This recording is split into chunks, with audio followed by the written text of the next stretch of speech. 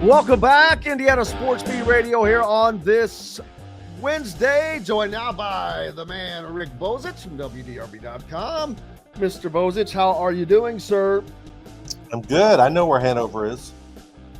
That's one place I actually, yes. Mr. Region, by the way. That's right, from Gary. He's got his Steelworkers. You still have your Steelworkers card? Yes, I do. I kept it. Did you? Summers of 71, 72, and 73, baby. I guarantee you there is not, I cannot even imagine. I've had some tough-ass jobs, but that's not one I want to imagine because I saw Rudy, baby. I watched it. I saw them guys working in that environment, but I've actually been in those environments. I had a job once where I called on those factories, and man, it is hot. And especially in the summer, it's 1 billion degrees in there. I lost 35 pounds the summer of 73 in a steel mill. That's crazy. I need a summer job there. I definitely do. I'd have a heart attack though first. I guarantee it. Oh man, how have you been? What's new with you? I've been good. We're getting to the crossover season where we're going to have football and basketball going on, not to mention hockey and NBA starting up, and baseball playoffs are going on, so something to watch every night, something to get excited about. And the local college football season is really interesting because Indiana's on a historic run. Louisville's facing a must-win this weekend at Virginia. They've kind of hit a little slide here, and Kentucky gets the team of the week in college football, Vanderbilt, this Saturday. First of all, what can you think of a bigger upset in recent times that matches that? No, having been to Vanderbilt many times and know what a dismal place it is. Usually easy to play, according to Nick Saban. It's not hard to play at. I mean, every time I've been there, the opposing team has nearly as many, if not more, fans there than Vandy has. And the stadium's been under construction for a few years. They're not the biggest game in town. The Titans are, the Predators are. There's probably more University of Tennessee fans in Nashville than there are Vandy fans. There's a ton of Alabama and Ole Miss fans in that, because it's such a centrally located in the SEC. There's so many people that moved there that are fans of other SEC teams, and for them to come in and beat Alabama and it not be a fluke, yeah, that was. I turned it on when I was leaving the Louisville game. After I finished writing, Vanderbilt was up like 21-7, and I thought, by the time I get home, Alabama will be ahead. And I got home and they weren't ahead, and so I watched it the rest of the way. And then I don't know if you watched any of it, but after they tore the goalpost down, they marched them to the river and threw them in. Oh, that was much-watched TV. I mean, if you know Nashville, that's not like going right outside the state. That's like a 2-mile march. They said it was 3 miles. It's crazy. And not only is it 3 miles, Broadway in Nashville is a nonstop parade. Yeah. And if you saw it, they had cop cars out in the middle of the street. They were just going around lifting the goalpost above all the cars. It was actually a beautiful scene. It was great for college football, and the 100,000 or whatever that Vanderbilt has to pay, who cares? They could not have bought that kind of advertising for $1 million. Right. And then later in the same night, an upset that would have been the upset of the night, if not for that game, was Arkansas beating Tennessee. I thought Tennessee was kind of underrated at 4 or 5, whatever they were in the poll, because they've been killing people, and they can't score in the first half, and Arkansas knocks them off. So some really good chaos in the SEC. It hadn't happened in the Big Ten. Oregon and Penn State and Ohio State have taken care of business so far, but the SEC, Georgia, Alabama, and Tennessee have all lost already. So it's kind of fun. Yeah. The conference races are the Big Ten is, on one hand, it is like we is what we expected on one hand, and that's Ohio State. Everything else, No idea. Even though the Big Ten has Oregon and Penn State ranked inside the top 5, I don't know that they're a top 5 team. I just don't know that right now. I don't know that Penn State has the offense to be a top 5 team. They look like their defense is. Oregon, I don't know. I'm not saying that they're not good, but they haven't been challenged like they're going to be challenged this weekend. That will certainly solve one question. As Ohio State, Rick, plays Oregon, they play Penn State, and they play Indiana in addition to Michigan this year. Right.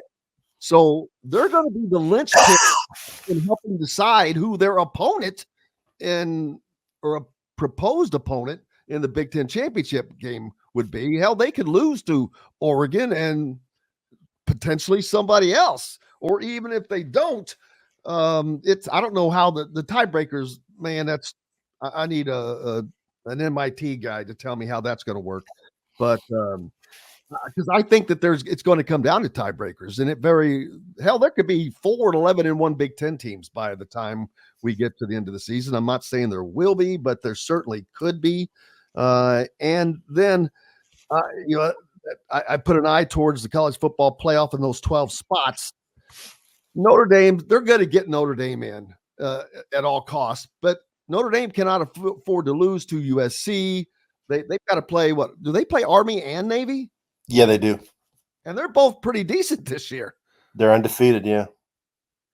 So they're going to be tested. Losing to Northern Illinois at home was, to me, you have to overcome that, but they're still ranked inside the top 10, which I find a little bit of a joke. But the SEC and the Big Ten, their goal is to get 8 teams in. They both want 4 slots. I don't know that they'll get that, but that also may come into play for Indiana, Rick, depending on, unless they take care of business themselves, beat Ohio State, don't lose, well, then you don't have to worry about it. Because to me, obviously the champion of the Big Ten is automatically in. I think the runner-up is automatically in, even after they lose the championship game. That shouldn't be counted against them. Whoever came in third is going to be in. That fourth place team, it depends upon, what their record. If they're 11-1, that's going to determine that. And the SEC, of course, they're going to start beating up on each other. Oh, yeah. I mean, Alabama has to go to Texas, I believe, or Georgia goes to Texas next week, maybe? Yeah. Georgia goes to Texas next week. Yeah, there's a lot of tough games ahead in the SEC. This is a big weekend in the Big Ten because I think I've read the stat. I don't know if it's 1 out of 8 or 1 out of 9. The only team that's gone across country in the Big Ten and won was Indiana going to play UCLA in the Rose Bowl. And the 2 Big Ten traditional teams, Ohio State and Penn State, are the ones making the trip this week. But they're both favored on the road. Oregon really hasn't been impressive in a lot of its games this year, and Ohio State's favored by 3.5. And I believe Penn State here is favored by 5.5 against a USC team where they're grumbling now about Lincoln Riley because of they've lost to Michigan and then they lost to Minnesota. Yeah, so not a great start for the West Coast teams other than Oregon. No, Oregon has not played anyone yet. Make or break game for USC, it really is. Because if they lose this, they're going to be on. I think they'll be on the outside looking in. Their numbers are just not good. Indiana, I think Indiana. Again, their schedule is going to be their favor. The first college football poll will not come out until after they play Nebraska. If they're 7-0 at that time, they're going to be potentially in the top 12 of the college football poll. I'm not going to guarantee that, but it's kind of hard to ignore a team that's 7-0 that is putting up the numbers that they've put up, that has won the games the way they're winning them, averaging 48 points a game. Come on, man. They've already scored more points this season than he did all of last year. They're just doing it in a defiant way. So it's time to kind of quit, to start looking past who Indiana is instead of what they are. We'll see how that carries through. But yeah, the AP poll doesn't mean a lot means nothing, to be honest with you, when it comes to the college football playoffs. But the ACC, whether or not they get more than one team in is going to be tricky because Louisville has faded. You've got Clemson, who is kind of the foil for Miami. And is Clemson, did they lose yet? They lost a game? Yeah, they lost the opening game to Georgia badly. Yeah. So if they lose to Miami, to me, they're out. They don't play. They wouldn't play until the ACC championship game. Right, which they'll now that's a case where to me they lose that game, they would be out. I don't know. I know that CFP would like to have them in though, and that matters. I think that's going to be a disadvantage for Indiana. Simply, it says Indiana across the chest instead of Clemson or Notre Dame or anything like that. Yeah, I mean, it all depends on how many games Indiana ends up winning, obviously. But if they beat Nebraska the way they've won the first 6 games by 2 touchdowns or more and being in control, I would think they deserve to be in the top 12. But we'll see. Nebraska's probably be the best team they played all year. So we'll see how they do in that game. And both teams coming into it off a bye week should be rested, should be relatively healthy, and we'll see. That's kind of rare too when you get both teams coming in off of a bye. Right. Yeah.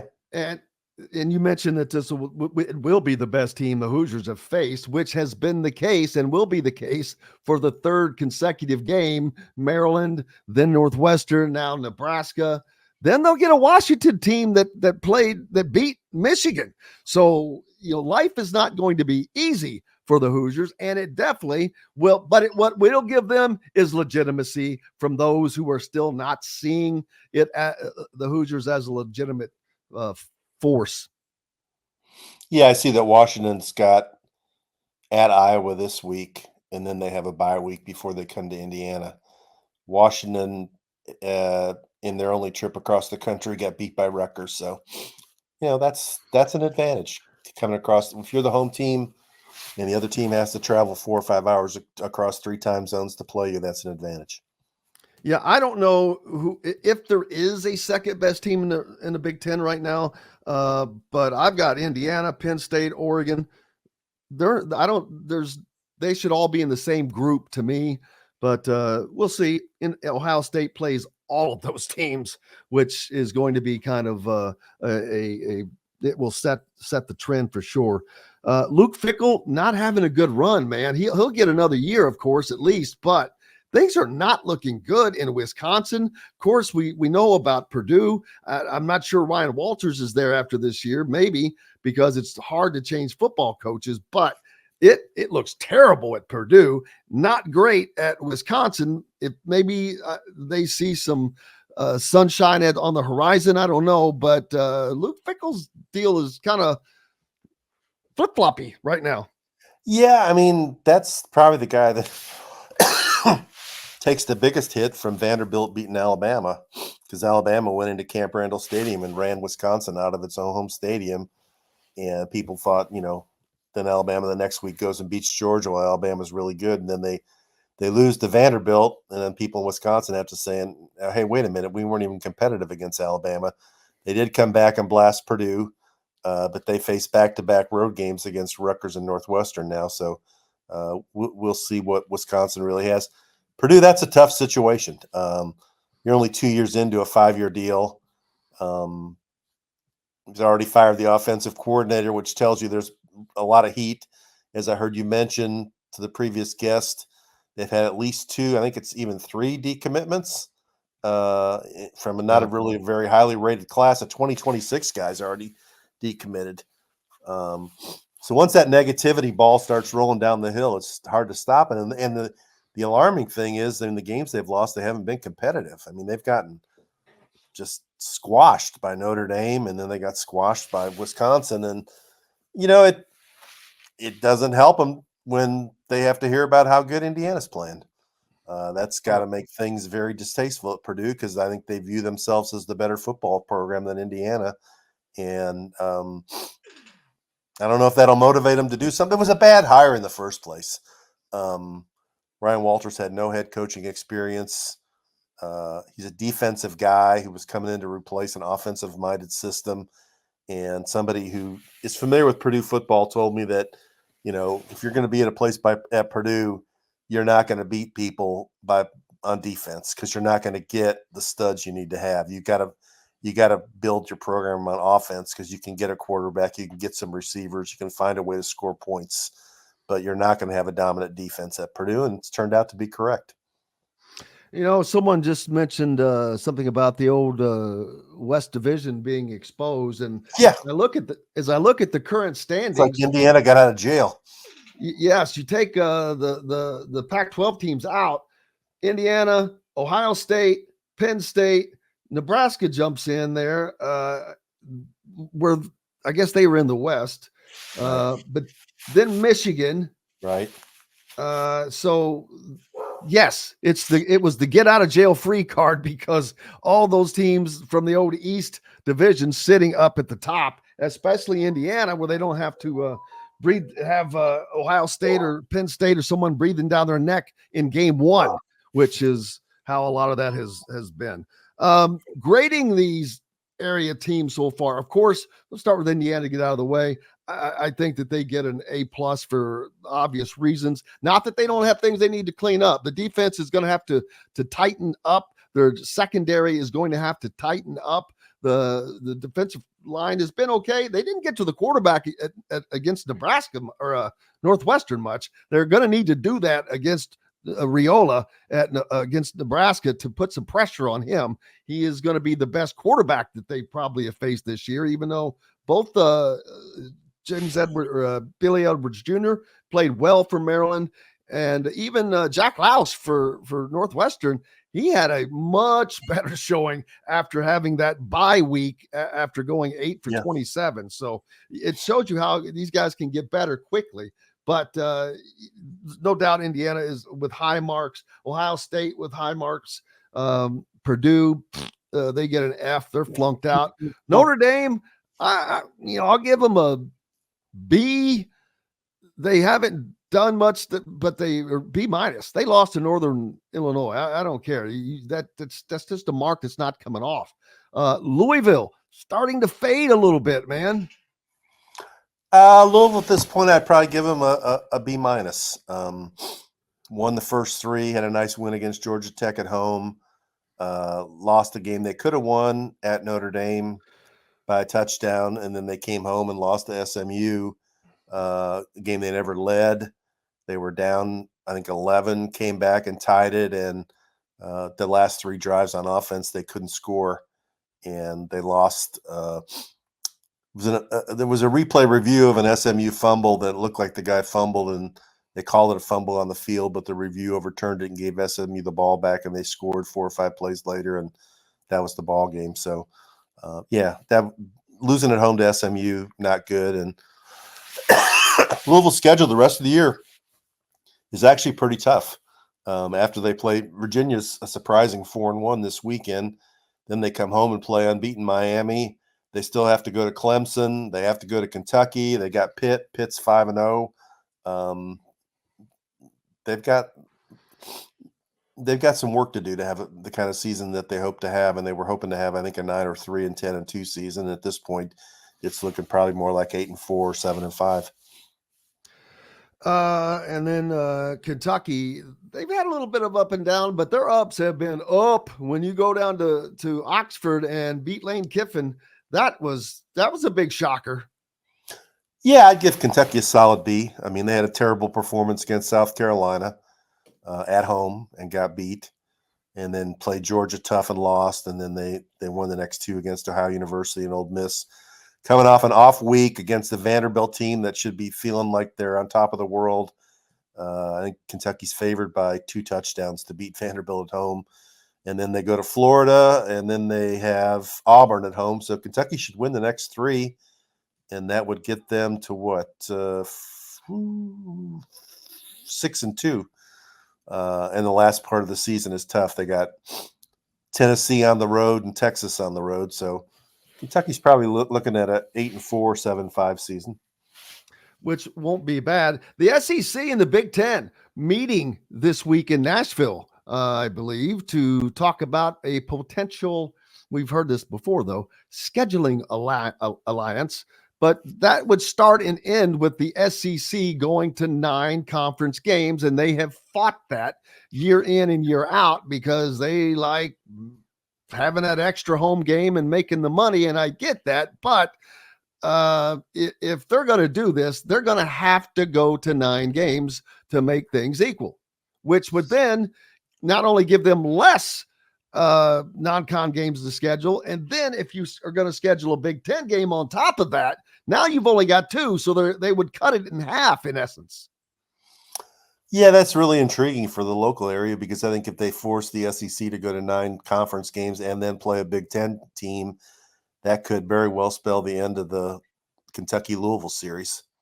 But could it introduce the Indiana-Kentucky series? I guess it's possible. I don't know. I mean, would it be a thing where you'd always play the same team every year from the other conference? Probably not, but that would sure be fun. Yeah, it'd also be fun to see Indiana play Florida or Texas. Absolutely. Texas A&M. Absolutely. Venues it would be a great mix. Yeah, absolutely. And to go into those environments and change back and forth. Absolutely. Occasionally break out the bourbon barrel, but I think that has been permanently retired. It's actually on display at Indiana. I think they won the last one, so they still have that. I'm pretty sure they did win the last one. Yeah. Haven't seen that one for a while, but yeah, that'll be very interesting to see if they can get that done. And other than that, that's Indiana on a break this week. Who does Louisville play this week? At Virginia. At Virginia, which, like you said, has been a surprise. What's Kentucky doing this week? Kentucky's at home against the mighty Vanderbilt Commodores. Oh, yeah. And our 14th. And guess who's going to the game? You. Rick Pitino.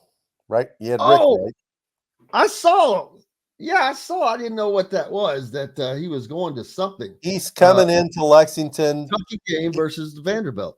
He loves Mark Pope, the new Kentucky basketball coach. I think he's over the moon that one of his former players is there now, the coach at Kentucky. So he's coming in to go to a Kentucky basketball practice, and then he's staying over and go to the football game, which has Kentucky fans all excited and has Louisville fans all annoyed because he still really is sort of on the Kentucky guy. And he's gone back. He used to be on the outs with Kentucky. He once famously flipped the crowd off after a loss in Rupp Arena. But now he's lovey-dovey with Kentucky, and he's not very nicey with Louisville. So,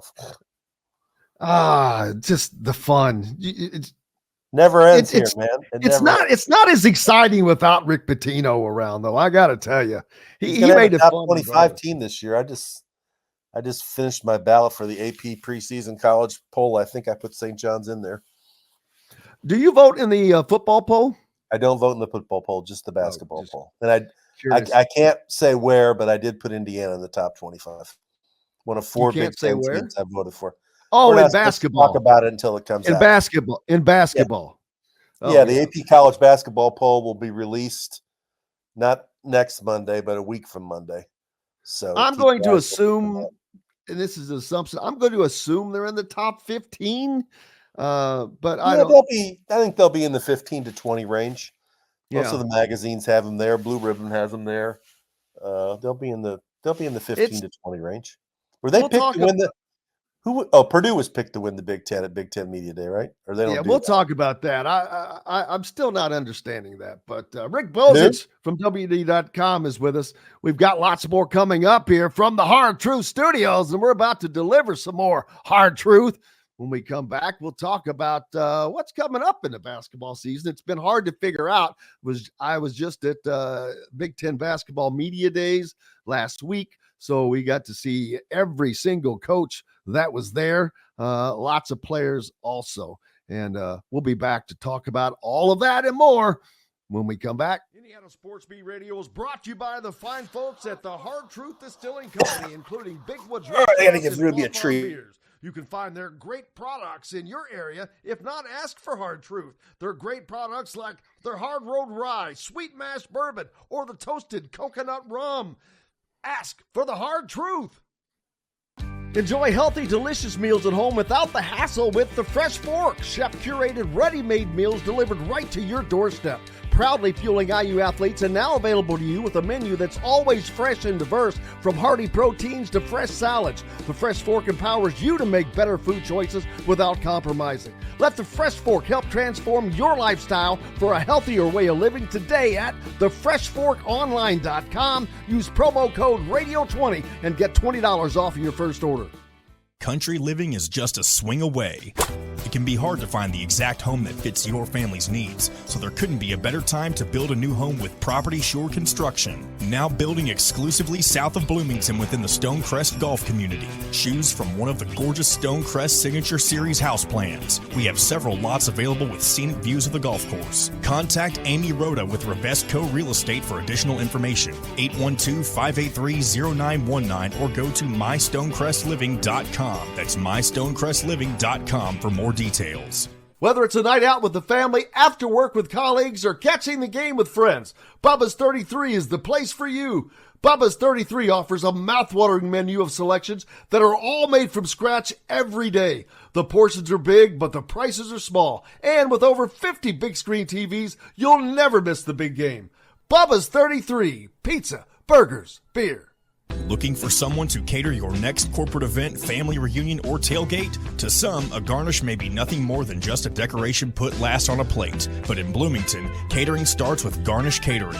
Serving all of Bloomington and surrounding areas, Garnish Catering is waiting to help make your next event one to remember. Planning a great event shouldn't have to be stressful. Whether we quote you just for catering or a total event package, you can trust that you're making the right choice with Garnish Catering. Visit garnishcatering.com. That's garnishcatering.com. Garnish Catering is a proud partner of WOW Food Group. If you're looking for a home in the Indianapolis area, you need Cheryl Sizemore from RE/MAX Advanced Realty. Cheryl Sizemore has over 2 decades of experience, and that could be the difference in you getting the home you want in today's tough housing market. Reach out to Cheryl Sizemore from RE/MAX Advanced Realty at cheryl@indiehomepros.com or 317-298-0961. Cheryl Sizemore from RE/MAX Advanced Realty. Let Cheryl Sizemore get you in the home you want today. Cheryl at indiehomepros.com. In the market for a new or used vehicle? Well, nobody beats the prices and selection of Andy Moore Honda in Bloomington. Right now, get a brand new Honda with no payments for 90 days. That's right, 2023 and 2024 Honda Pilots, HRVs, CRVs, Honda Ridgelines, payment-free for 90 days. Or get 0.9% APR financing for 36 months on a 2023 Honda Ridgeline. Go to AndyMooreHonda.com and get more to your door. This segment is brought to you by Bubba's 33 in Clarksville. Brought to you by Hard Truth Distilling Company and Andy Moore Honda Bloomington. Welcome back, Indiana Sports Beat Radio on this Wednesday. And Brian got his picks in for this week. The ISB quick college. Does he live in Florida? He does. He got him. He got him in quick, man. But he's taking care of business first before the hurricane hits. I like where your head is, Brian, but we're still thinking about it. Don't you go to a place down there that's going to be hit? Cape Coral. I think I checked it just a little bit ago, and it looks like the projected model has it going where they're just south of the cone. But unfortunately, the Ugly Grouper, one of our sponsors, is in the direct path. And this is a direct hit, man. This is not a lot of times are more like an angle. Whoo, this is going to bring a serious surge. I think. I'm not a weather guy, but I would think that just coming from that direction, it's going to have all the water going in the same direction. And boy, some of those outlying places like Anna Maria Island, I remember going down to Sanibel after Ian, and the water just washed over the whole damn island. I mean, it's just like it's not there. But so hopefully it calms down, and we're wishing everybody safety and all of that. But we appreciate you taking the time to be with us, and we're thinking about you guys. But Alex, I talked to my son Alex yesterday. He said he thought that Mike Pegram, the guy who founded Yeah. Pete's, his place is down there sort of in the path too. Well, So Mike was just at an Indiana game last week. Yeah, he was at the Maryland game, the one I went to. Yeah. He had a funeral he had to come up for, and I think he is in like the Sarasota area, maybe. Right. Which is right just east of Anna Maria Island. So yeah, that's the same area. So thinking about everybody down there. We appreciate all of our listeners there, but we're thinking about you. Let's see. What? Oh yeah. Big Ten basketball. I have no idea on this year. Purdue being picked to win the conference is a little mind-boggling to me because they're not Purdue without Zach Edey. I don't. What the hell are people thinking? He's the 2-time college player of the year that he changed every freaking game. If they would have sat him, they wouldn't have done what they did last year. So why not having him? Do people think that they're going to be that good? I mean, I get it. Brayton Smith and Fletcher Lawyer are solid, but they're not elite. I think we saw that last year against UConn. They're not what I call elite. Neither of those guys will be playing in the NBA. Trey Kaufman-Renn or Caleb First is not Zach Edey. The 7-footers they have on the bench, they're young, inexperienced. They're not Zach Edey. And Omar Ballo will bounce those 7-footers into the 14th row when he puts a big hip check on them. So I don't know who else is going to be a problem in the league. I'll be honest with you. We just don't know enough yet. I expect Dusty May to put a good team together. Tom Izzo's always going to put a good team together. Brad Underwood always puts a great team together. So I honestly, I don't know, Rick. I think it's a sign of respect for Matt Painter and what he's done over time, that he always has. But is it reality?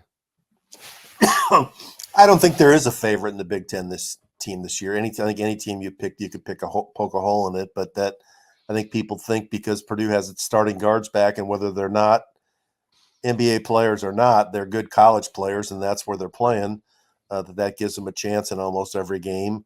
And Kaufman-Renn and First are solid players. I mean, they're not NBA guys either, but they're solid, experienced players. And with Matt Painter's ability to coach and figure things out, that Purdue is a safe bet. You could pick IU. I mean, they've got the players, but they aren't proven. It's a group that has to prove they can play together, and they didn't even make the tournament last year. I guess another team. I think I ranked 4 Big Ten teams: Indiana, Purdue, UCLA was another one of them, and they didn't make the tournament. See, I keep forgetting UCLA. Yeah, UCLA is going to be good, and I'm trying to think of the 4th one that I ranked, but it wasn't Maryland? Michigan State. No, it wasn't Michigan State. Rutgers. It was. I think it was Rutgers because I think they like the freshmen Harper and Ace Bailey. So we'll see. The problem is the Big Ten, once again, doesn't have any top 10 teams. So we're going to extend the streak of another year of the Big Ten not winning a national championship. Most likely, and that's going to have to change. I mean, you've got 18 stinking teams in your league, and year in, year out, you have some of the best talent. That's a weird streak, man. It really is. When you have some of the most traditional basketball programs, Indiana, of course, at the top of that list, UCLA now added to that list. Some people would include Purdue on that list, but they've never. I mean, how many times have they lost the title game? I can think of at least 6. IU lost to Maryland. Purdue lost to UConn. Michigan lost it twice. I think once to Carolina and once to Louisville. That's 4. Did Illinois lose one? Illinois lost one to Carolina in 2005. Michigan State, I think, lost one in there. That's at least 6. So it's not like they haven't been at the top. They just haven't been able to get over the top. Kind of like they've had the Buffalo Bills syndrome here for too long, man. Hey, how about baseball? We're in the baseball playoffs. Playoffs. It's fun. It is. Your Padres that you picked, looking kind of strong. Yeah. I mean, they lost the first game, but came back and handled the Dodgers the last two games, and series has a little edge to them. The Padres have a lot of hot dog in them, and I think the Dodgers are feeling the heat, man. When you're the team that everybody expects to win, when you're the team that has the highest payroll, when you're the team that your fans, anything less than a World Series championship is a failure, you feel the pressure. And their pitching staff has been so beaten down. They have at least 6 pitchers who aren't either unavailable or aren't really totally healthy. And you're not going to win that way. So, and the Mets are surprising the Phillies. Most people thought the Phillies would win that series. The Yankees look like they're in trouble a little bit against the Royals. And the Tigers, Kyle Neddenrip's Tigers, are shocking the world so far. I don't know if they can beat Cleveland or not, but it's 1-1. So it's good for baseball. You've got an Indiana, I believe, a pitcher on Tim Cleveland. Heron, big left-handed relief pitcher.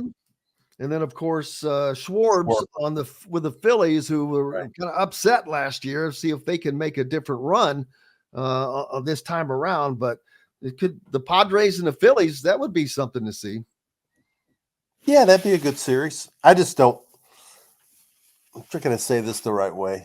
I like to see teams win where fans haven't ever celebrated something. So I'd like to see the Padres get there and win. Their fans, they've got great fans. They drew 3 million people this year. They've never won a World Series. How do they not have a sponsorship with UPS? Because of the colors. Cleveland, I don't think they've won a World Series since 1948. Their fans are very loyal. They deserve to be rewarded. There's one team in there that's won like 29 World Series, and I would be happy if they didn't win a 30th or whatever the number is. Yes, that would be ridiculous. I don't like that either. Quickly, Terry Francona, a great hire in my opinion for the Reds. Yeah, boy, they don't do things like that often, but man, they've got a great coach that I think knows how to manage all of this young, incredible talent that they have. If the Reds can hold on to these guys. Yeah, I mean, he won at Boston. He won at Cleveland, not a World Series, but he got him, into the World Series. And now he's ready to do the same. And he took a year off. To get his health. He had some serious health issues. And the Reds have good young talent. Now they need to take the next step of making some intelligent, strategic moves in free agency to close up whatever their weaknesses are, spend a little bit more money, and they can do that. It's a winnable division. They ought to be able to get in there and make themselves – Cincinnati, and I know Cincinnati is a great baseball town, and their fans have still been spoiled by how good the Reds were during the Big Red Machine era, and they haven't won the World Series since 1990. And if they get good again, that place will be packed every night. Absolutely. Braylon Mullins sets his recruitment decision date. That is coming up on 2 weeks from today, as a matter of fact. Wow. So he's got North Carolina, UConn, and Indiana. I think it's actually between UConn and Indiana. I made a prediction months ago that it would be Indiana. We'll see if that comes to fruition or not. That would be huge for Mike Woodson, but it would also be just as huge if he misses on him as far as an optics standpoint. Yeah, I don't know what to think. I agree with you. I think it is UConn or Indiana. I think UConn has a lot to offer. They put a lot of guys in the pros. They win. They're on national TV in the Big East. And they've won back-to-back national championships. And their coaching staff has been very, very aggressive going after him. So you hate to get outworked for an in-state player. But maybe the draw of playing in Indiana and playing with Trent Sisley will be enough to get him to come to IU. And he will believe Mike Woodson when he has talked to him about how they're going to change the offense and shoot more threes. We'll see. It's a bye week, so I got to say bye, Rick. I appreciate you as always, my friend, from WDRB.com. I'm probably coming to the Nebraska game, so I'll probably see you for Big Noon week from Saturday. All right. We'll talk then. We'll talk before. Rick Bozich joining us from WDRB.com.